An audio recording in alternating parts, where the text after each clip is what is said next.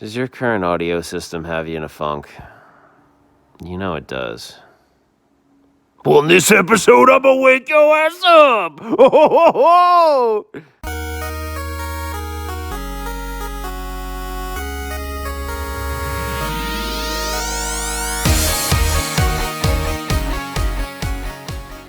Hey guys, Retro Ralph here. Thanks again for joining. So I just wanted to give you a quick summary of what we're going to look at today. We'll look at a couple different amplifier options, but one in particular stands out to me because it has a subwoofer output.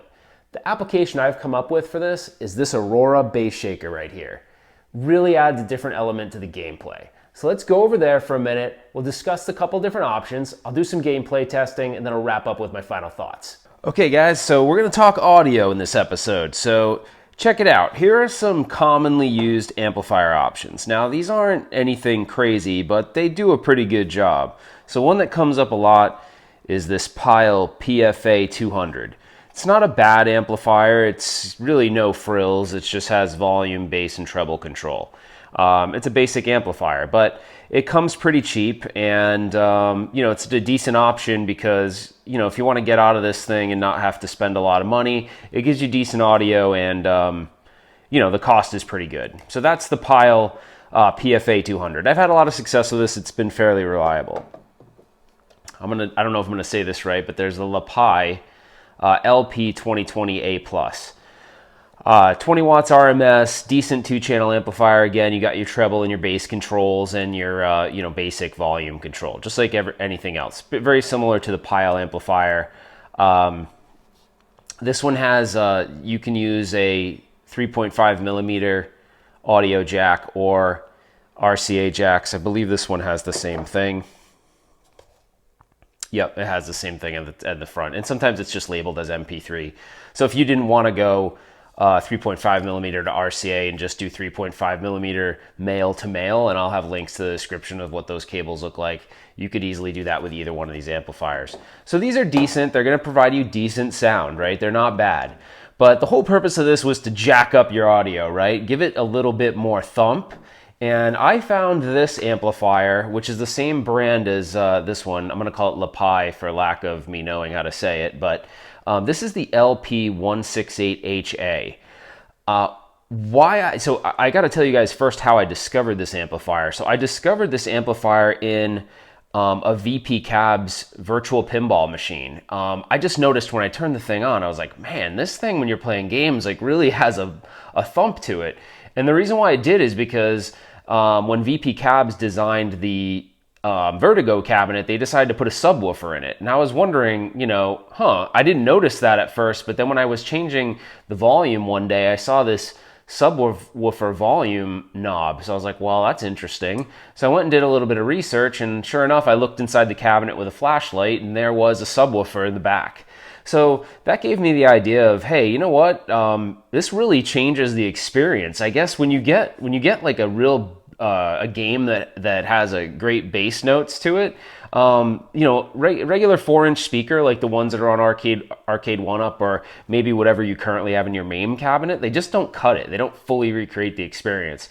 So this would be a great amplifier for you to choose if you were thinking about going down the subwoofer path. Now, what I've done with it, instead of adding a subwoofer to it, here's the sub terminals right here. So instead of adding a sub to it, I actually added that bass shaker.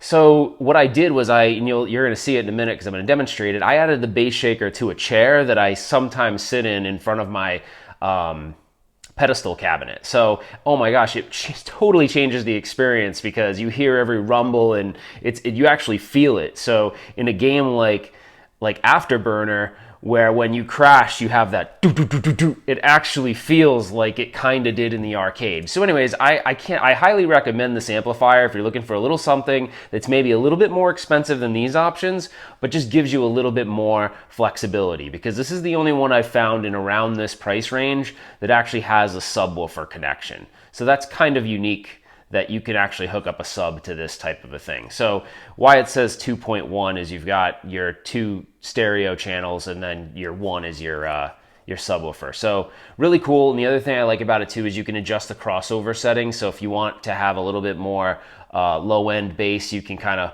turn that thing down. If you don't want it to respond that same way, you can turn it further up, you know, to closer to, you know, let's say 100 hertz or something like that. So really nice. And then you can adjust the individual sub volume to your liking. So I'm really liking this. I feel like this really does help in really giving your audio system that extra bit of thump. So what I'm going to do now is I'm going to actually go over to my pedestal system, and we're just going to do a quick demo. And I know it's going to be hard for you guys to really you know, get the same experience in the video because you're not going to feel the rumble. But keep in mind, that's just one option that you could do. You could also, you know, put a subwoofer in your cabinet. So I'm just trying to give you guys options for audio. I personally have, I was a huge audiophile back in the day. I continue to be a big audiophile, and I feel like with video games, especially, you know, the ones in the 90s, early 2000s, and then, you know, moving forward, it makes such a difference to have a quality audio system. So speakers are also, you know, part of it, but, you know, in this particular episode, I'm not really going to cover the speakers so much. So thank you guys. We're going to go over there and do a quick demo, and then we'll wrap things up. All right, guys, so we're in front of the pedestal cabinet. I'm super excited because I tested this out the other day, and these bass shakers are just amazing. So the game I'm going to show you guys is Afterburner 2, and I'm telling you, you just got to see it, but I know that you're maybe not going to feel exactly what I feel, but you'll at least see my reaction to how much more fun it makes the game overall experience. Let's do this. Ho, ho, ho, ho.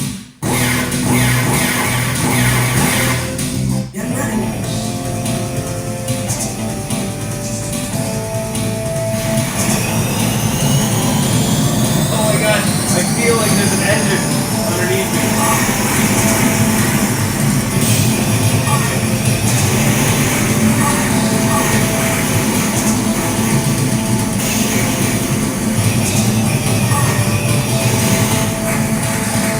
Ah! Oh my gosh, when you crash, you can totally feel it rumbling. It's awesome.